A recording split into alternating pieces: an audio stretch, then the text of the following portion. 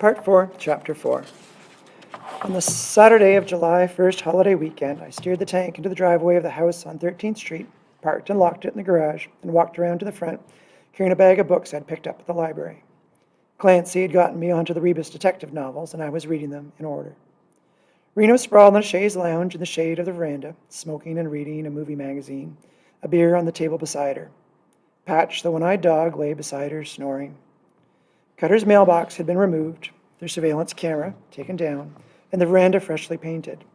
Rena had put in a flower garden across the front of the house with a cedar tree at each end. Patch peed on the trees whenever he could. I mounted the steps, plunked my bag down on the table, and took a swig of her beer. It was icy cold. I said, "Boy, it's hot out. Abe says we're going to have a banger of a thunderstorm later." "Tell that to the hired help," she said, waving toward my father. He was on his hands and knees beside a wheelbarrow, smoothing the veins of new cement between sections of the flagstone path.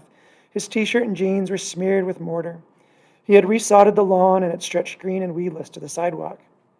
"Do you think he'll ever stop working?" I asked. "He's never owned a house before," she said. "He's bubbling over with enthusiasm. Watching him makes me want to go and lie down for a while." "You are laying down," I said. "Good point."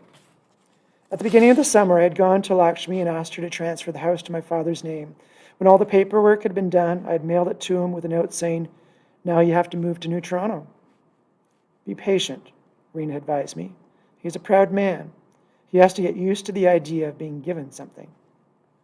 He had quit his job at the department store by then, but couldn't tear himself away from the apartment where he and my mother and I had once been a family.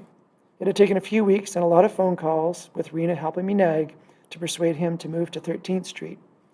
It wasn't long before he found a job at a local garage. His old employer had given him a good reference. Together, my father and I had repainted every room in the house. He moved into Cutter's old bedroom, and I took the crazy room after we had replaced the painted-over window and papered the walls. I had moved up the computer equipment I wanted and given the rest away. I held onto 2 of Cutter's aluminum discs and hung them in my window, for old time's sake. Cutter's office was our living room. We kept the big TV, but got rid of the satellite dishes. My father and Rena were pushing hard to get me to go back to school, but so far I had resisted. "I don't have time," I said, which was true.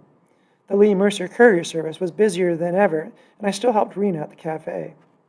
"Maybe I'll take a correspondence course or something," I told them, mostly to keep them off my back. But when I thought about it, it wasn't such a bad idea. I went inside the house, pulled a cold beer from the fridge, and took it back to the veranda.